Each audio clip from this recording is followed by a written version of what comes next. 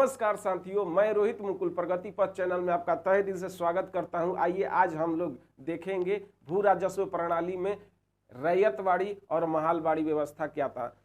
भू राजस्व प्रणाली यदि मुख्य रूप से देखा जाए तो कल हम आपको इजारेदारी व्यवस्था पढ़ा दिए थे, उसके बाद अस्थाई बंदोबस्त पढ़ा दिए थे जिसे कर्नवालिस के समय में लागू किया गया था। आज हम लोग देखेंगे रैयतवाड़ी। यदि आप क्लास को पिछला नहीं देखे हैं तो जा करके देख लीजिएगा। रैयतवाड़ी व्यवस्था और दूसरा महालवाड़ी।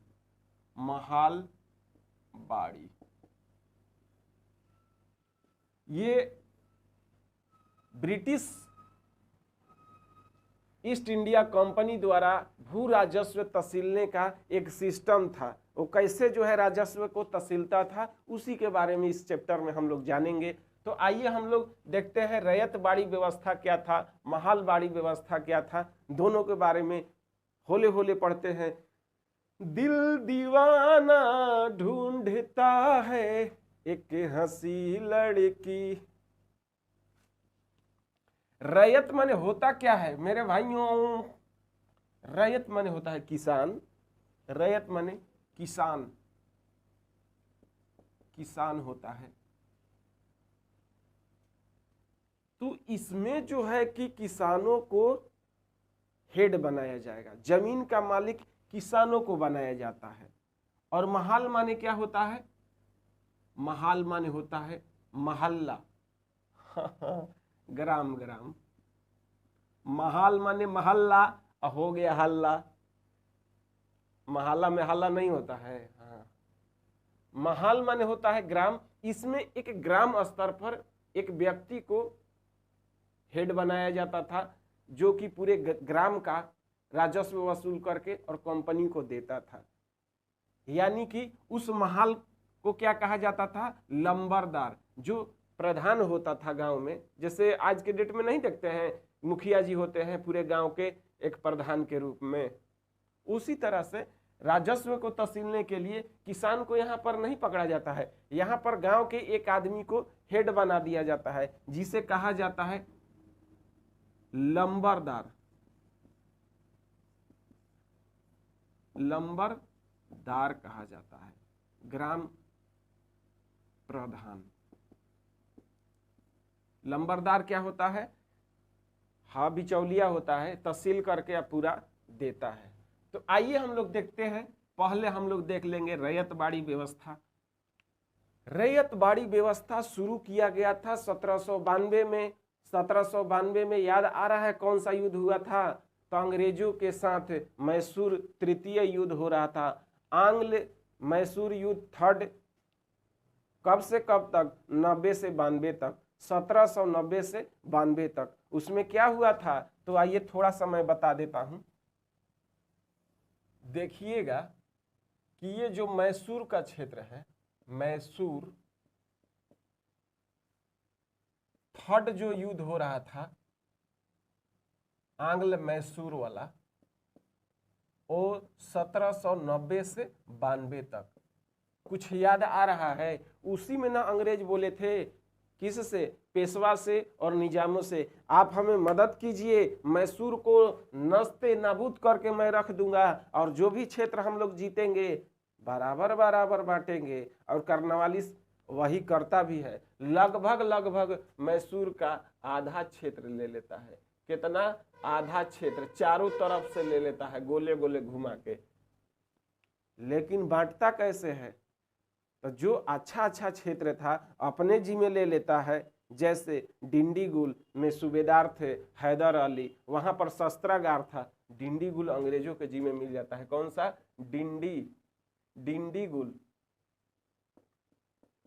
डिंडीगुल का क्षेत्र। उसके बाद बारामहल बहुत उपजाऊ क्षेत्र था। बारामहल क्षेत्र ले लेता है अंग्रेज अपने जी में। और मालाबार तट भी ले लेता है, क्योंकि व्यापारी करना है तो गोदीवाड़ा जरूरी है। ये तट नहीं रहेगा तो कैसे व्यापार उन्नति पर होगा। इसलिए ये तीन क्षेत्र कौन ले लेता है? अंग्रेज ले लेता है। अब बाकी झगड़ुआ वाला जो जगह था विवादित, वो दे देता है वो दोनों लोग को। किसको किसको? निजामों को और पेशवाओं को। अपने में अब लड़त रहा जा। तो ये चीज जो है, हाँ उसी पर ना बोला था कमेंट करने वाली इसने कि मैंने अपने दुश्मन को यानी मैसूर को नेस्ते नाबूद कर दिया और दोस्तों को उतना मजबूत भी नहीं होने दिया। यह कथन किसका है? कर्नवालिस का कथन है। मैसूर थर्ड के समय कर्नवालिस ही तो था। 93 में जाएगा कहाँ? वहाँ नैहर। तो जब ये जीतता है बारामहल क्षेत्र को, तो उसी समय बारामहल क्षेत्र में ही 1792 में ही जब अंग्रेजों के जिम्मे बारामहल क्षेत्र आता है, तो उसी समय वहां जो व्यवस्था लागू करता है भू राजस्व प्रणाली का, वो व्यवस्था को रैयतवाड़ी व्यवस्था कहा जाता है। वहां पर किसानों को हेड बनाया जाता है। कहा जाता है कि अस्थाई बंदोबस्त में तो जमींदार को बिचौलिया बनाया गया था। जमींदार को कहा गया था कि तहसील हो, 10 भाग हमारा भी, 1 भाग तुम ले लेना। लेकिन ये तो देखा गया कि जमींदार जो है ज्यादा पैसा वसूल रहा है। अंग्रेजों को पता चल गया। अब कहा कि नहीं नहीं नहीं, जमींदार को नहीं करेंगे। जमींदार जो है बहुते पैसा तहसील लेता है, अब मालामाल हो रहा है। यानी कि इसमें जो बिचौलिया वर्ग है, यहां पर मैं थोड़ा बता देता हूं। अस्थाई बंदोबस्त, अस्थाई बंदोबस्त में क्या था? तो यहां आपका कंपनी है, कंपनी के नीचे जमींदार, और जमींदार के नीचे किसान। किसान से अस्थाई बंदोबस्त नामे पड़ा था कि रेट जो था फिक्स हो चुका था। रेट क्या था? फिक्स हो चुका था। कंपनी फिक्स कर दिया था जमींदार से, और उसी फिक्स रेट में कहा था कि जितना तहसील ना उसको 11 भाग में बांट देना। 10 भाग हमारा, 1 भाग अपना रख लीजिएगा। लेकिन जमींदार तो वो काम करता जरूर है, 10 भाग देता है, तो फिक्स हो गया जमींदार के लिए। लेकिन किसानों से ज्यादा तहसीलने लगता है। अब किसानों से ज्यादा तहसीलता है तो जो भी बेसी तहसीलेगा तो किसके पॉकेट में जाएगा? जमींदार के पॉकेट में जाएगा। और जो नहीं देता था उसका जमीनियों ले लेता था, क्योंकि मालिक तो जमीन का जमींदार ही रहता है अस्थाई बंदोबस्त में। यहां पर इस सिस्टम को खत्म कर दिया जाता है। रैयतवाड़ी व्यवस्था में बिचौलिया जो वर्ग है आपका जमींदार, उसको खत्म करना चाहता है, क्योंकि अस्थाई बंदोबस्त टोटल लगाया गया था 19% भूभाग पर। ब्रिटिश के सभी भूभाग पर थोड़े लगाया गया था, 19% भूभाग पर ही लगाया गया था। खास करके बंगाल और बनारस का क्षेत्र जो है और उत्तरी कर्नाटक के क्षेत्र में ही लगाया गया। आइए हम लोग देखते हैं कि बारामहल क्षेत्र में लगाने के बाद रैयतवाड़ी व्यवस्था और किन किन जगहों पर लगाया गया। जैसे सबसे पहले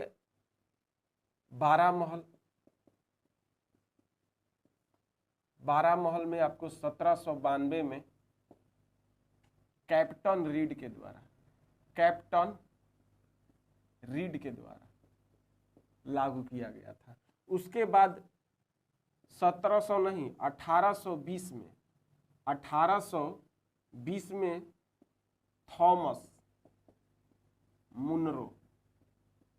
थॉमस मुनरो के द्वारा मद्रास में, ये मद्रास के क्या थे? लेफ्टिनेंट गवर्नर थे, इसलिए पूरे मद्रास के भाग में रैयतवाड़ी व्यवस्था को लागू कर दिए। बंबई में भी लागू किया गया। बंबई के कुछ क्षेत्रों में, महाराष्ट्र वाला, असम में और कुर्ग में, असम में और कुर्ग के क्षेत्र में। कुर्ग जो आपका है कहाँ पर है? हाँ, मैसूर के बगल में आपका कुर्ग है। तो ये इन जगहों पर रैयतवाड़ी व्यवस्था जो है लागू हुआ। ये ब्रिटिश ईस्ट इंडिया कंपनी के कुल 51% भाग है। आधा से अधिक भाग पर रैयतवाड़ी व्यवस्था लगाया गया था। ये कितना भूभाग है? 51% भूभाग पर लगाया गया। अस्थाई बंदोबस्त 19% भूभाग पर लगाया गया था। तो बाकी महलबाड़ी कितना हो जाएगा? 30% भूभाग पर देखिएगा ये लगाया जाएगा। ये परसेंट भी कभी कभी एग्जाम में आ जाते हैं। ये जान लिए कि कहाँ लगाया गया था, कितना परसेंट ब्रिटिश ईस्ट इंडिया के कब्जा में जो भूमि था उस पर लगाया गया था।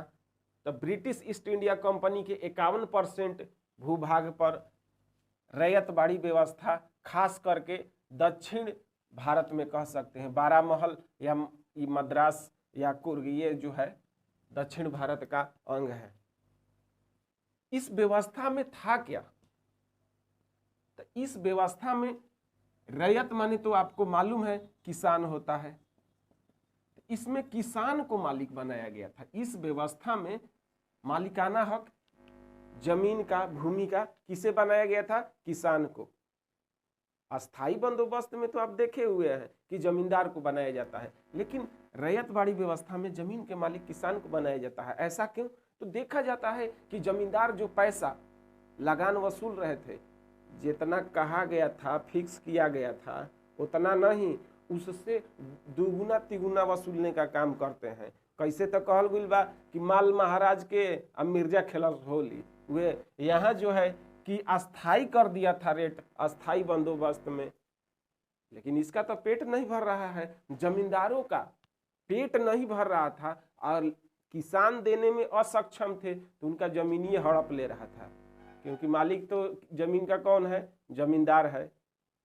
अस्थाई बंदोबस्त में जमींदार माला माल होते जा रहा है, खेत पर खेत, बीघा पर बीघा, एकदम टोपरा पर टोपरा जो है बढ़ते जा रहा है। लेकिन रैयतबाड़ी व्यवस्था में जमींदार का पाता काट दिया गया, बिचौलिया वर्ग को ही समाप्त कर दिया गया। इसलिए रैयतबाड़ी व्यवस्था में किसान जो है डायरेक्ट मालिक बनाए जाते हैं। और बनाने के पीछे उद्देश्य क्या था? अंग्रेजों को भी मालूम चल गया था कि जितना हम लोग रेट फिक्स किए हैं, जमींदार उससे दुगना तिगुना वसूल रहा है। इसलिए हम ही लोग ना तसीलें, हम ही लोग तसीलेंगे तो हम लोग के पास जो है इनकम ज्यादा आवेगा। इसीलिए डायरेक्ट किसान को इसमें जमीन का मालिक बना करके और खुद से यहाँ तसीलने का काम करता है, बिचौलिया वर्ग को समाप्त कर देता है। इसके पीछे उद्देश्य जो था, यहाँ आपको लिख रहे हैं, उद्देश्य जो था टैक्स मैक्सिमम जो है वसूलना। क्योंकि ये तो खाली बस इनकम तसीलने के लिए आए थे, ज्यादा से ज्यादा हेने से पैसा, होने से पैसा, जहां से मन करे तहां से पैसा वसूलने का काम करते हैं। इन लोग का पेटे नहीं भर रहा था, मैक्सिमम से मैक्सिमम पैसा वसूलने के लिए रैयतबाड़ी व्यवस्था को लाते हैं। और देखा जाता है तो शुरू में तो कहते हैं कि 1/3 आपको देना है, अब बाद में जब 20 में लागू किए थे, यहाँ पर लिख दे रहे हैं आपको, टैक्स का दर कितना लेते हैं? 1/3 भाग। लेकिन बाद में देखिएगा 55 आते आते 1855 आते आते आधा भाग लेने लगते हैं। यानी कि जितना अनाज हुआ, जय बोरी 100 पट्टा आपका चावल हो गया, धान, तो 50 पट्टा हमको दे दीजिए। कौची के? पता नहीं कौची के ले रहा था लोग। हाँ, उस समय 1/3 लेते थे शुरू में, बाद में बढ़ा के आधा कर दिए। यानी कि टोटल 3 बोरा में 1 बोरा लेते थे, अब 2 बोरा में 1 बोरा ले लेते हैं। तो यहाँ पर जो है कि किसानों से अधिक टैक्स वसूला गया। और जब अधिक से अधिक आप टैक्स लीजिएगा तो उसके व्यापार में क्या होगा? खुद जो है कृषि कार्य कर रहा है किसान, उसका भी तो खर्च है, उसका भी पेट है, बाल बच्चा है, मेहनताना है, वही नहीं निकल रहा था। बीज का कीमत, सिंचाई मान के चलिए, जो भी कृषि कार्य कर रहा है उसमें खर्च भी तो है, लेकिन वही नहीं लौट रहा था, जिसके कारण रैयतबाड़ी व्यवस्था जो है फेल करेगा। कैसे फेल करेगा? देखिएगा, एक बिचौलिया वर्ग का जन्म ले लेगा। अंग्रेजों को न चाहते हुए भी एक बिचौलिया वर्ग जन्म लेता है, जो सेठ साहूकार के रूप में आएंगे। कहिए कैसे? किसान से तो जो है कि आधा आप ये ले रहे हैं, जो भी कृषि में उत्पादन हुआ आधा आप एकदम जाके ले लिए, आधा में जो उसको फिर आगे की खेती भी करना है, बीज रखना है, खाना भी है, और टोटल कृषि कार्य में और भी बहुत सारी चीजें होती हैं जिस पर खर्च आता है। तो वो बचता ही नहीं था अनाज की, आगे बीज बोएगा, पैसा लेकर के ऋण पर सेठ साहूकारों से और खेती करता था। अब फिर आधा लेने के लिए आप जो है तैयार हैं, और जरूरी नहीं है कि आपको अनाज वहां पर हो ही जाएगा। बाढ़ है, सुखाड़ है, समय पर वर्षा नहीं हुआ, उस समय तो कृषि का कार्य पूरी तरह से प्राकृतिक पर निर्भर था। समय पर पानी नहीं हुआ तो क्या होगा, फसल तो बर्बाद हो जाएगा, ओला गिर जाएगा, चक्रवात आ जाएगा। तो फसल बर्बाद जब होता था तो उस समय ये लोग रियायत नहीं देते थे, बस उतने आधा चाही तो चाही, 1/3 चाही तो चाही, आधा चाही तो चाही। तो जिसके यहाँ मान के चलिए कि फसल बर्बाद हो गया, डूब गया, वो कहाँ से देगा, नहीं देगा। तो ये जब नहीं कोई चुकाता था तो खेतवे छीन लेते थे, उसको नीलामी पर दूसरा को दे देते थे, उसके खेत हथिया लेते थे। तो वह किसान अपना खेत बचाने के लिए कर्ज महाजन लेकर के सेठ साहूकार से और पैसा को, लगान को जमा करता था। अब देखिए यहाँ क्या हुआ, जो सेठ साहूकार दिए हुए हैं अपना तिजोरी में से निकाल करके पैसा, खेत तो किसान बचा लिया अपना, लेकिन उसको लौटाना भी तो है साहूकार को। अगला साल फिर खेती हुआ, आप गए आधा ले लिए, क्योंकि आपका तो वसूली एकदम टाइटे है, समय पर एकदम, समय में अवधि में भी कोई परिवर्तन नहीं कि चलिए भाई लेटे से लेंगे, नहीं, टाइमे पर एकदम चाहिए। तो जो उस समय आप गए आधा ले लिए और उसके बाद यदि उसमें बचेगा ही नहीं कुछ उसके लिए, तो क्या करेगा, सुसाइडे ना करेगा, कृषि कार्य करना छोड़िए ना देगा। साहूकार के यहाँ ऋण पर ऋण बढ़ते जा रहा है, सूद पर सूद बढ़ते जा रहा है, तो साहूकारों ने क्या किया, खेत जो अपने जी में कर लिया। अब इस तरह से कई किसान का हालत सबका दयनीय था। सारे जो है साहूकार के यहाँ खेत बढ़ते गया, क्योंकि वो तो अपना जगह पर सही है, पैसा दिया है तो लेगा ही लेगा। तो यहाँ पर एक बिचौलिया वर्ग को जन्म हो जाता है साहूकार के रूप में, साहूकार के रूप में। और जो किसान का खेत है, जो पैसे देने में असक्षम है, वो साहूकार को क्या करते हैं, नहीं दे पाते हैं, जिसके कारण इनका खेत छीना जाता है, साहूकार के हाथ में चला जाता है। साहूकार भी जो है खेती नहीं करते हैं, इन्हीं को, किसान को जो है रख करके पट्टे पर खेती करवाते हैं। और जो है इस तरह से देखा जाए कि रैयतवाड़ी व्यवस्था में एक नया वर्ग, साहूकार वर्ग का जन्म हो गया। और यह कैसे जन्म हो गया, तो अत्यधिक ऋण होने के कारण, उसमें सहूलियत नहीं देने के कारण, समय से पैसे ले लीजिएगा, उसमें राहत कुछ देवे नहीं करिएगा, तो क्या होगा, किसान बर्बाद होगा। तो तीनों व्यवस्था में देखा जाए, अस्थाई बंदोबस्त या रैयतवाड़ी या महालवाड़ी व्यवस्था है, तीनों व्यवस्था में अधिक से अधिक टैक्स वसूलने का कोशिश कंपनी के द्वारा किया जाता है, जिसके कारण किसानों का स्थिति पतन की ओर जाने लगता है, दयनीय हो जाता है, किसान विवश और लाचार हो जाता है, अंत में कृषि कार्य करना ही छोड़ देता है। आइए देखते हैं महालवाड़ी व्यवस्था। महाल माने होता है महल्ला, महल्ला मतलब जहां हल्ला होता है उसे महल्ला कहते हैं, ऐसा कुछ भी नहीं है। महाल माने होता है ग्राम, और महाल में प्रधान होता था एक व्यक्ति जिसे लंबरदार कहा जाता था, लंबरदार कहा जाता था। वही, अरे समझिए ना ऐसे कि एक ग्राम में प्रधान होते हैं ना, मुखिया जी गांव का हेड होते हैं, कोई भी बात होता है तो उनके माध्यम से सरकार गांव में पहुंचती है। नल जल योजना हो, नली गली हो, या लाइट लगवाना हो, या जो भी कार्य करना हो, मुखिया जी के माध्यम से काम होता है गांव में। उसी तरह से यहाँ पर अंग्रेजों ने कंपनी जो है किसान के बीच एक व्यक्ति को डिप्यूट किया, किसे, लंबरदार को, जो ग्राम का क्या होता था, प्रधान बनाया गया था। एक तरह से उस कुछ जगह जो है बस्ती है उसका हेड बना दिया गया, उसी को जिम्मेवारी दे दिया गया कि यहाँ के सभी किसानों से आपको लगान वसूल करके और कंपनी को देना है, कंपनी को देना है, किसानों से वसूल करके कंपनी को देना है। तो इस व्यवस्था में महाल का हेड होता था लंबरदार, इसीलिए इसे महालवाड़ी व्यवस्था कहा गया।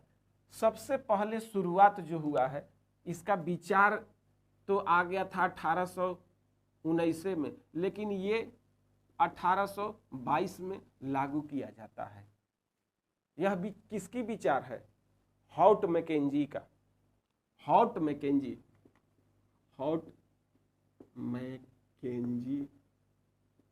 का विचार है।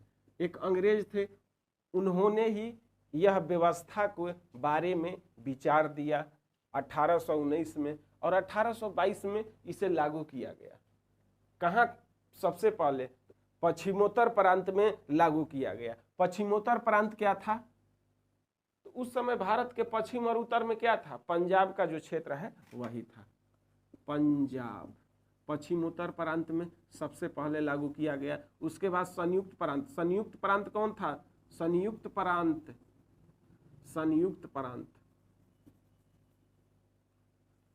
संयुक्त प्रांत कौन था? जरा बताइए। तो उत्तर प्रदेश को संयुक्त प्रांत कहा जाता था। मध्य प्रांत, आप जरूर बताइएगा। मध्य प्रांत मध्य प्रदेश को कहा जाता था। तो ये तीन भाग खास करके एरिया में महालवाड़ी व्यवस्था को लागू किया गया था। ब्रिटिश ईस्ट इंडिया कंपनी के अधिकृत क्षेत्र में यह जो भाग था 30% भूभाग पर यह सिस्टम लागू था। महालवाड़ी व्यवस्था 30% पर, रैयतवाड़ी व्यवस्था 51% पर, 19% पर अस्थायी बंदोबस्त लागू किया गया था। आप जान गए पंजाब संयुक्त प्रांत और मध्य प्रांत में यह व्यवस्था लागू किया गया था। यह व्यवस्था में भी वही बात रहता है, अधिक से अधिक टैक्स को वसूलना, किसानों से अधिक लगान को वसूलना। सबसे पहले देखा जाए तो दर जो था 50% था। ये दर जो था 50% से बढ़ करके 66% तक जाता है, बाद में 80% हो जाता है। अब बताइए कोई 80% टैक्स लेता है? 1855 आते आते 80% टैक्स हो जाता है। इसीलिए ना 1855 के बाद 1857 का जो विद्रोह हुआ है, सारे लोग खिसियाइल थे, उखाइल बिल्ली की तरह धके अंग्रेजों को नोचना चाहते हैं। 1857 में लोग सबके साथ तो गद्दारी कर रहा है। यहाँ की किसी का पेंशन रोक दे रहा है, किसी का राज्य हड़प ले रहा है। राज्य हड़प नीति में नहीं देखते हैं? डलहौजी जो है बहुत सारे लोगों का राज्य हड़प लिया था, जिसके कारण क्या होगा? लोग विद्रोह करेगा 1857 में। नेक्स्ट क्लास में हम लोग 1857 की क्रांति देखेंगे। लेकिन यहाँ दर देखिए कितना है, आधा दे देना है, 1/2 भाग, 66% मतलब 1/3 भाग, और यहाँ 80%। कौन देता है टैक्स जी? 80%। 100 बोरा गेहूं हुआ तो 80 बोरा हम टैक्स से दे देंगे। 20 बोरा में क्या करेंगे? हम खाएंगे कि उसको बेच के, उसके लिए मान के चलिए आगे के कृषि कार्य के लिए पैसा इकट्ठा करेंगे। जो सेठ साहूकार से कहीं से पैसा बंदोबस्त करके खेती किए हैं उसको देंगे, कहाँ से? तो ये तरह से पतन हो गया कृषि। यहाँ पर कृषि क्या हो गया? पतन हो गया। और कृषि पतन हो गया। लंबरदार क्या करे? लंबरदार को अनुमान के आधार पर कहा गया था कि आप इतना दीजिए, दूसर गांव में आप इतना दीजिए, तीसर गांव में, अनुमान के आधार पर जितना मन करे उतना धके लगान लगा दिया था। लंबरदार क्या करे? ये भी जो है कि किसानों से एक अनुपात के आधार पर बांटना होता था, जिसका जितना खेत है उतना उससे लेने का काम किया और किसी तरह से लगान को भरने का काम किया। लेकिन 80% हो जाने के बाद इसका भी जो है जवाब दे दिया, और ये पूरी तरह से सिस्टम जो है कृषि का पतन की ओर ढकेल देता है। तो महालवाड़ी व्यवस्था कितने % भूभाग पर लगाया गया था? 30%। यह किसकी दिमाग का उपज है? तो हॉट मैकेंजी के। रैयतवाड़ी किसकी दिमाग का उपज है? तो कैप्टन रीड ने लागू किया था सबसे पहले 12 महल क्षेत्र में, और पूरे मद्रास में किसने लागू किया था? थॉमस मुनरो ने लागू किया था। अस्थाई बंदोबस्त किसकी दिमाग का उपज है? तो जॉन शोर का 19% भूभाग पर लगल था। तो इसी तरह से आप हम लोग देखते हैं ब्रिटिश के द्वारा भू राजस्व प्रणाली में प्रमुख 3 सिस्टम हम लोग देखते हैं। वैसे तो इजारेदारी व्यवस्था भी हम आपको बताए हैं कैसे और क्या क्या उसमें किस तरह से लगान को वसूला जाता था। तो इसी तरह से आप क्लास को बने रहिए, प्यार मोहब्बत को बनाए रखिए, और क्लास थोड़ा सा भी अगर अच्छा लगता है, मेरा बातें समझ में आ रही है, तो सब्सक्राइब करना है और शेयर करना है, दुए को काम करना है। इतना काम करिए, हम दिल खोल के भाई साहब आपको पढ़ाएंगे। मैं कभी भी सर के हैसियत से नहीं पढ़ाता हूँ, एक बड़ा भाई या छोटा भाई मान लीजिए, उसी के हैसियत से मेरे पास जो भी थोड़ा बहुत ज्ञान है उसको देने का कोशिश करता हूँ। ये आपको थोड़ी सी ज्ञान आगे जाने में मदद करे, मेंस को लिखने में मदद करे, या जो भी आप एग्जाम की तैयारी कर रहे हैं उसमें थोड़ा सा आपको सहयोग देगा। तो इसी तरह से बने रहिए। जय हिंद, जय भारत।